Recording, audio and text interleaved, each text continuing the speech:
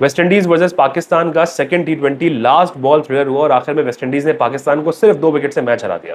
कमाल क्रिकेट खेला है वेस्ट इंडीज ने। एक पॉइंट में लग रहा था वेस्ट इंडीज हार जाएगा, पाकिस्तान जीत जाएगा, बट वहां से आना, वापस कमबैक करके और फिर मैच को जीत जाना, सीरीज को लेवल किया 1-1। अब आखिरी मैच डिसाइडर होगा। सो very well played West Indies, कमाल खेला है। जेसन होल्डर ने पहले 4 आउट किए और फिर बैटिंग में आके 10 बॉलों पे 16 बना के मैच जिता दिया अपनी टीम को। सो very well done, well played. Pakistan में बात करते हैं तो भाई हमारी टीम की, मैनेजमेंट की, कप्तान के अपने ब्लंडर्स, अपनी गलतियां जो चाहकर भी वो ठीक नहीं कर रहे हैं, जब तक नहीं करेंगे हमारे कंसिस्टेंट रिजल्ट्स नहीं आ सकते, हम स्ट्रगल करते रहेंगे। पिछला मैच हम जीते थे, तब भी यही बात की थी कि भाई जो गलतियां की हैं अगर उस पर बात नहीं करेंगे, पर्दा डाल के रखेंगे, तो प्रॉब्लम हमारे लिए बाद में होगा। अगले ही मैच में प्रॉब्लम हो गया। हमारा सबसे बड़ा इशू ये है कि हमारे सारे बैट्समैन को ना पता ही नहीं है उनका रोल क्या है टीम के अंदर। उनको रोल डिफाइन करके टीम में रखा ही नहीं जा रहा है। एक T20 टीम सेलेक्ट होती है, उसमें 4 ओपनर सेलेक्ट हो जाते हैं।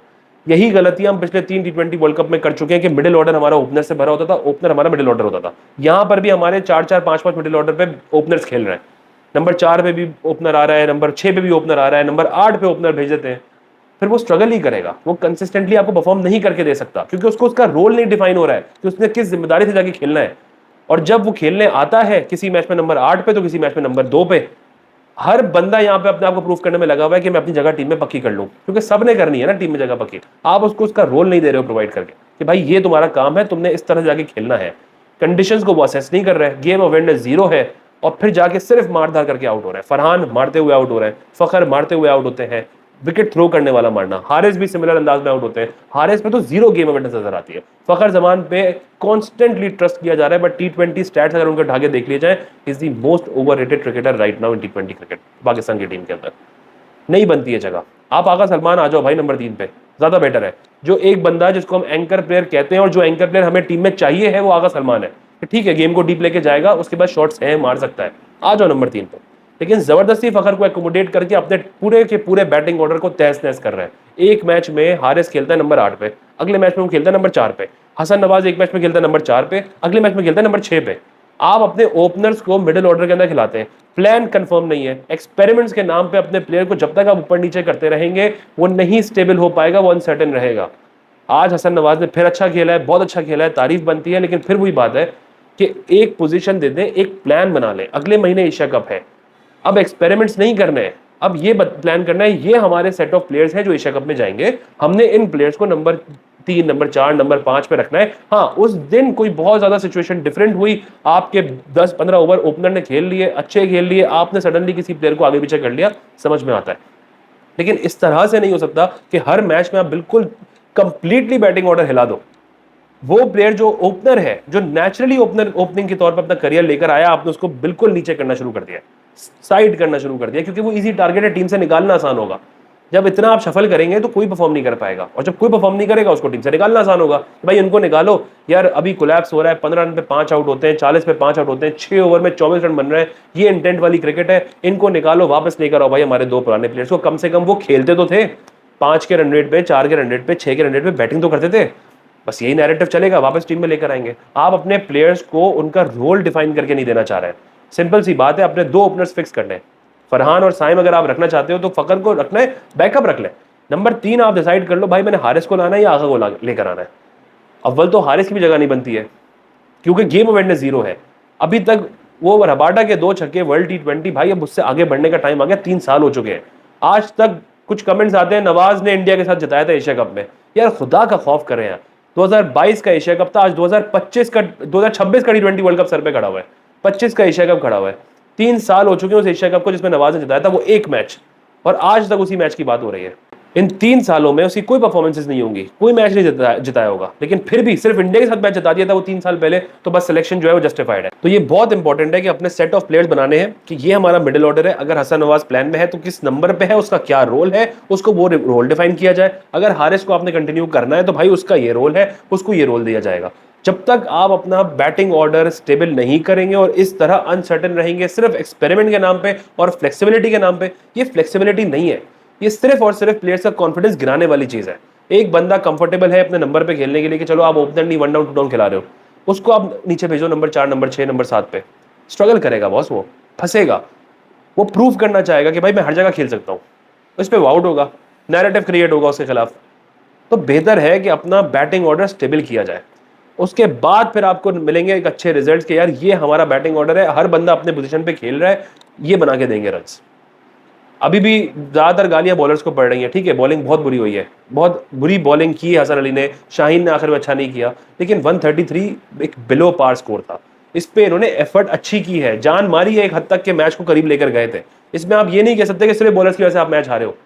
इसमें गलती बैट्समैन की है कि वो बिलो पार स्कोर सेट करके दे रहे हैं। और अगेन फिर वही बात है कि बैट्समैन क्यों बिलो पार स्कोर सेट कर रहे हैं, क्योंकि वो एक्स्ट्रा करने की कोशिश कर रहे हैं। इन पिचेस के ऊपर माइक हैसन बैठे हुए हैं, क्या वो ये नहीं बता सकते कि इन पिचेस को आपने असेस करना है, गेम को डीप लेके जाना है। हर बंदा उल्टा शॉट खेल के आउट हो रहा है, हर बंदा जज्बाती होकर खेल रहा है, हर बंदा मॉडर्न डे क्रिकेट के नाम पे अगर आप हर बॉल पे ब्लाइंड स्लॉगिंग करोगे, क्या फायदा है ऐसी क्रिकेट का? फिर ये नहीं है मॉडर्न डे क्रिकेट। तो ये चीजें क्या वो बताने वाले नहीं है कि भाई तुम गेम को डीप लेके चले जाओ, 145 150 तक का स्कोर बना लो, पार स्कोर तक पहुंचने की कोशिश कर लो, अब पार स्कोर कर लो, फिर बॉलर्स की गलती समझ में आएगी ना। लेकिन अगर आप वो स्कोर बना रहे हैं जो चेज हो सकता है, जिसपे वेस्ट इंडीज जीत सकती है अपनी कंडीशंस के ऊपर, और फिर आप बॉलर्स के ऊपर सारा ब्लेम डाल देंगे, ये ज्यादती वाली बात है। बॉलिंग पे आते हैं तो Shaheen Shah Afridi, it's been more than 5-6 years, आज तक वही गलतियां हैं। 2021 का world cup against Australia semifinal, 2022 में अगेंस्ट इंडिया, और अभी भी अगेंस्ट वेस्ट इंडीज। उसके अलावा जितने आप बीच में मैचेस निकाल लें, सिमिलर मिस्टेक्स हैं। डेथ ओवर के अंदर आके भंड करना, डेथ ओवर में आके स्लॉट पे बॉल डालना कि मुझे छक्का मारो, मुझे चौका मारो। जीता हुआ मैच अपनी प्लेट से उठा के दूसरे की प्लेट पे रखना, शाहीन शाह अफरीदी ने कोई इंप्रूवमेंट नहीं दिखाई है। शाहीन शाह अफरीदी से एक काम करा ले, यूएसए से हारे हुए मैच में अपने छक्के चौके देखे वो बैठ के हाईलाइट्स में, और उसका फ्लेक्स करने वाला मैंने जिंदगी में पहला बंदा देखा था कि आप यूएसए से मैच हारे हुए हो और आप सिर्फ अपने शॉट्स का फ्लेक्स कर रहे हैं वहां पे हाईलाइट्स पे। ये करवा ले उनसे आप, कोई जीरो इंप्रूवमेंट। ना हारिस रऊफ के अंदर आती है, ना शाहीन शाह अफरीदी के अंदर आती है, ना नसीम शाह के अंदर आती थी। अनबिलीवेबल यार, मतलब 6-7 साल में कोई जीरो, मतलब कोई बेहतरी है ही नहीं जिस पर हम ट्रस्ट कर सके। हमें पता है कि यार हम मैच जीते हुए भी होंगे ना तो शाहीन अफरीदी एक ऐसा बंदा है जो डेथ ओवर में आके हमें मैच मरवा सकता है, सीधी सी बात है। हसन अली 4 ओवर्स 48 रन्स, बहुत बुरी बॉलिंग थी, बट उसको थोड़ा सा मार्जिन इसलिए देना जरूरी है कि वो कमबैक करके आया है, वो अपने आप को प्रूव करके आया है। पीएसएल से हम देख रहे हैं वो अच्छी बॉलिंग कर रहे हैं, देखते हैं अगले टी20 के अंदर अगर उनको चांस मिलता है तो कैसा खेलते हैं, कितना कंसिस्टेंट रहते हैं, नहीं रहते। थोड़ा सा एक मैच के अंदर फॉरन डिसीजन नहीं लेना चाहिए उनको, एक मार्जिन मिलना चाहिए।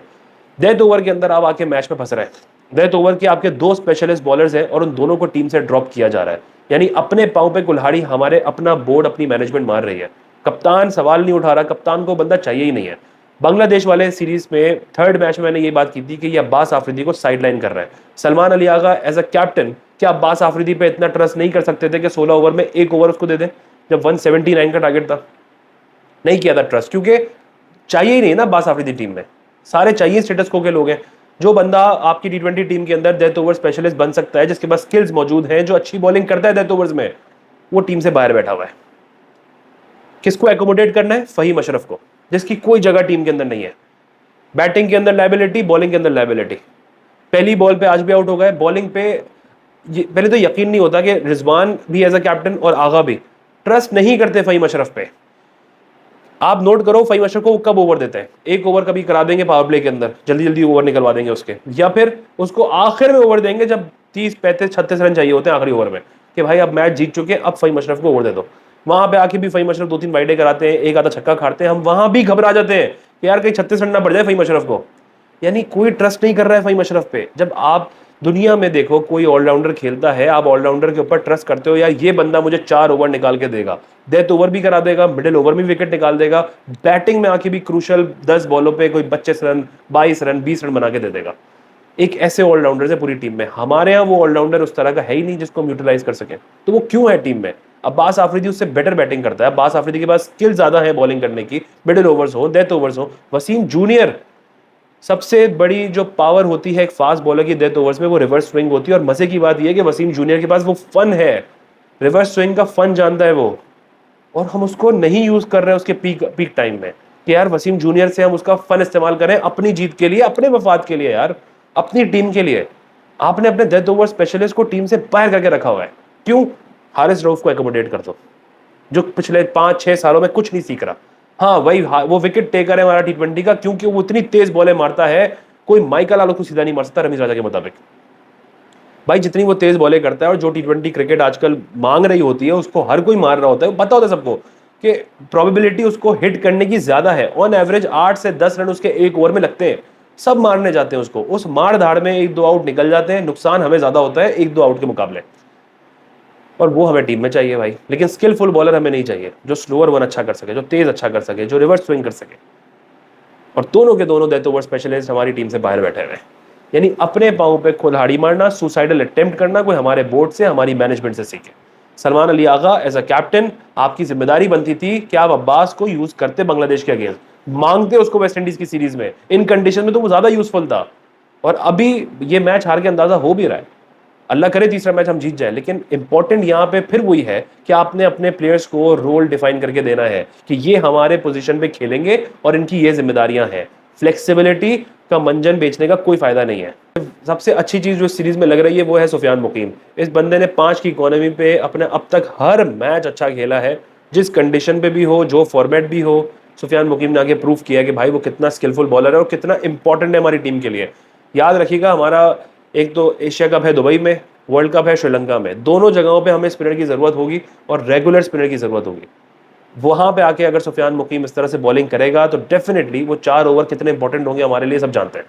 इस सब के बाद ये तुक नहीं बनती कि सुफियान मुकीम को साइडलाइन किया जाए। डेफिनेटली वो हमारा प्लेइंग 11 में फिक्स बंदा है जो हर मैच खेलना है, जिसने ये एक बंदा है जो 11 के अंदर ऑटोमेटिक सिलेक्शन होना चाहिए कि भाई कुछ हो ना हो सुफियान मुकीम टीम में होगा, और ये लाजमी है। अगेन इंपॉर्टेंट है कि अपना टॉप ऑर्डर डिसाइड करें कि भाई हमारा ओपनर कौन होगा। फरहान और साइम है तो बैकअप पे फखर रखना है या किसी और को रखना है, जो भी रखना है। तीसरा ओपनर आपका बाहर बैठेगा स्क्वाड में। नंबर 3 पे आना चाहिए सलमान अली आगा, अगर हारिस को रखना है तो हारिस को, बट रोल डिफाइन करके अपने प्लेयर्स को मैदान में उतारना है। हर मैच में ब्लैंक होकर आपके प्लेयर जब आएंगे ग्राउंड पे तो वो सिर्फ स्ट्रगल करेंगे और मॉडर्न डे क्रिकेट के नाम पे ब्लाइंड स्लॉगिंग करेंगे, आउट होंगे, नैरेटिव चलेगा कि उनसे नहीं खेला जा रहा है, वो नहीं है इतने स्किलफुल, और फिर आप वापस अपने 4 कदम पीछे उठा के उन प्लेयर्स पे चले जाओगे। यही गलती हो रही है, पहले मैच में भी यही गलती थी, दूसरे मैच में भी यही गलती थी। पहला मैच आप जीत गए थे क्योंकि साइम ने ऊपर से एक अच्छा स्टार्ट दे दिया था, इस मैच में नहीं मिला स्टार्ट, तो नीचे आपने स्ट्रगल किया क्योंकि नीचे आपके ओपनर्स की भरमार है जो आपको चलने नहीं दे रही है। चाहे वो फखर हो चाहे वो हारिस हो, वो दोनों उस पोजीशन के अंदर फिट नहीं बैठते। और बहुत ज़रूरी है कि हमारी मैनेजमेंट इन प्लेयर्स के पास जाए, हारिस के पास जाए, बात करे कि भाई कंडीशंस को असेस कर लो। ये फट्टा पिच नहीं है पिंडी का जहां पे आप ब्लाइंड स्लॉगिंग करेंगे, गेम को डीप लेके जाना है। हसन नवाज को जितना क्रेडिट दिया जाए इस वक्त कम है, बहुत कमाल उन्होंने खेला। 15 बॉलों पे 15 रन थे, 21 बॉलों पे 40 बना लिए, 3 बैक टू बैक सिक्सेस, सीधे छक्के मारे। और बहुत सारे लोग जो कमेंट कर रहे थे हसन नवाज के बारे में, वो किसी का कोई कमेंट नहीं आया, किसी का कोई ट्रोलिंग नहीं आई। भाई अब करो ना ट्रोल, अब बताओ जो बंदा ओपनर है वो नंबर 6 पे आगे भी खेल रहा है यार। वो 40 रन बड़े इंपॉर्टेंट थे जिसकी वजह से गेम हमारे फेवर में आया था, या जिसकी वजह से हम थोड़े बहुत फेवरेट भी हुए थे। So very well done Hasan Nawaz, ये कैमियो बहुत इंपॉर्टेंट है। कभी कभी कोई 50-60 रन की इनिंग जो होती है ना, वो इतनी इंपॉर्टेंट नहीं होती जितनी इस तरह की 40 रन 35 रन ये वाली इनिंग्स हो जाती है। तो हसन नवाज का यही रोल है, अगर तो भाई उसको बता दें कि आपने इस नंबर पे खेलना है, आपने किस तरह खेलना है। स्पिनर को वो अच्छा खेलता है, मिडिल ओवर्स के अंदर शायद वो यूजफुल हो जाएगा इस पोजीशन पे, तो ठीक है, फिर उसको सेट करना है तो एक नंबर दे दो भाई, ऊपर नीचे नहीं खिलाओ, ये सिर्फ उसके साथ खराब होगा काम और कुछ नहीं। लास्टली बॉलर्स पे अभी भी बहुत डर लग रहा है, अभी भी हम ट्रस्ट नहीं कर सकते अपने बॉलर्स पे। शाहीन, रऊफ, ये सब एक्सपीरियंस बॉलर्स हैं, हम नहीं ट्रस्ट कर सकते इन पर कि हमें मैच जिताएंगे, या बॉलर्स हमें जो है वो आके आखिर में मैच मरवा नहीं देंगे। डेथ ओवर इनमें से कोई अच्छे नहीं कर सकता, डेथ बॉलिंग इनमें सीखने की सलाहियत नहीं है, और ये सिर्फ और सिर्फ बड़े मैचेस के अंदर आके हमें हमेशा चोक करते हुए नजर आएंगे। यही होता है जब आप मेरिट पे टीम नहीं बनाते तो आपका कॉम्बिनेशन कभी सेट नहीं हो पाता। हमारे पास बहुत ऑप्शंस थे, हमने सबको टीम से बाहर किया है सिर्फ स्टेटस को एकोमोडेट करने के लिए, चाहे वो फ़हीम हो, चाहे वो नवाज हो, शाहीन हो, रऊफ हो, नसीम हो, इन इन इन सब को हमने टीम के अंदर सेट करके रखा हुआ है, और बाकी सारे डिजर्विंग प्लेयर्स बाहर बैठे हुए हैं।